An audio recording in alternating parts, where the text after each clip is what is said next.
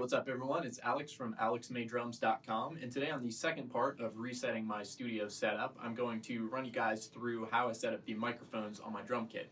I was here a couple days ago and went through just the rough positioning of the different microphones around my kit, how I usually place them, and I'm going to go through today and just kind of document the process of how I fine-tune them, how I angle them, and about how far away they are from each individual sound source. With overhead microphones, I'll put them 3 to 4 feet from the center of the snare. Using measuring tape not only allows me to measure the distance, but also make sure that they're both even.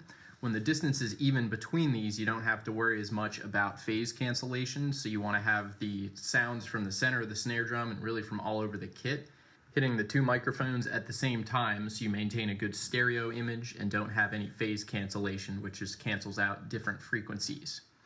You can also play around with how far you want to move these on the left and right of your kit. Also, the adjustment of the distance from the cymbals is going to affect how loudly each cymbal is picked up in each microphone. You can see with this setup, I've got the microphone over my ride cymbal closer to the ride cymbal than it is to the crash and the China. That's to balance out the loudness between these. The China is very loud and the crash is still pretty loud, more so than the ride cymbal. So by biasing it a little bit closer to the ride cymbal, I'm able to get a little more even capture between these three cymbals. The same thing on the left side of the kit by the hi-hats. The hi-hats are going to be a little quieter than the crash cymbal, so I've got the left microphone positioned more closely towards the hi-hats. So to mic the kick drum, I'm using two microphones, a kick out and a kick in. For the kick out, I'm just using a Shure Beta 52 microphone. I usually put it about halfway in between the porthole and direct it so that it's pointed directly at the center of the beater where it's hitting the batter head on the inside of the kit. You can play around with the placement of this a little bit to get a different sound. I've found that just right inside the porthole minimizes bleed from outside the kit and still gets a good low-end thump. On the inside of the kit, I've got a Shure Beta 91 about halfway in between the resonant head and the batter head. This you can also play around with the placement, just closer to one head or the other. I've found in the middle gives a good balance between snap and low end response as well. So I'll often balance this with the kick out to give it a little more of the beater attack. For the snare top microphone, I'll usually place this about 3 fingers above the batter head towards the edge of the rim. I'll also point this relatively towards the center and have it angled right around 45 degrees or so, and that also eliminates some of the overtones being picked up in the microphone and focuses more on the center of the head, which is going to emphasize the stick hit.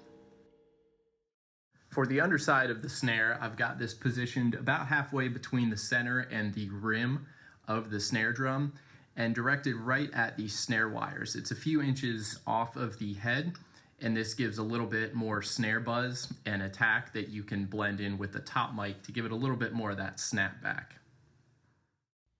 For tom microphones, it's fairly similar to the microphone placement on a snare drum. I'll also direct these towards the center of the head, but more often than not, I'll usually end up putting these a little bit closer and so that they're angled towards the rim rather than pointed right at the center.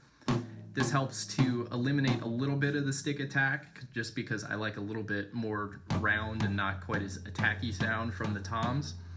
And again, it's got about maybe 3 finger height above the batter head, just so that it gets a good response from the low end resonation of the head, but you're still getting a little bit more of that direct attack from the stick. So once the microphones are all plugged into your interface or your mixing board, it's important to check the gain structure of these. This simply involves turning up the gain until you get a consistent sound that isn't also overdriven, also known as gain staging. So on these, what I'll end up doing is usually start from 0 and then turn it up a little bit until it starts to hit the red on the meters, and then just roll it back a little bit. So what you want to do is keep it pretty consistently in the green. It's all right if it hits the yellow from time to time, but the red means that it's going to distort coming into your recording, and there's really not a easy way to fix that after it's been recorded, unlike analog gear. So usually I'll set these and then play around a little bit behind the kit just to make sure that I'm not hitting a little more aggressively when I'm trying to set levels. So it's important to check back up on this after you've been playing a little while just to make sure that none of the microphones are being hit too hard inside the interface so that it's not going to clip or distort going into your recording. So now that I've got my drums all set up and tuned and my microphones placed properly, I'm going to play for a couple minutes and let you guys hear what they sound like unmixed.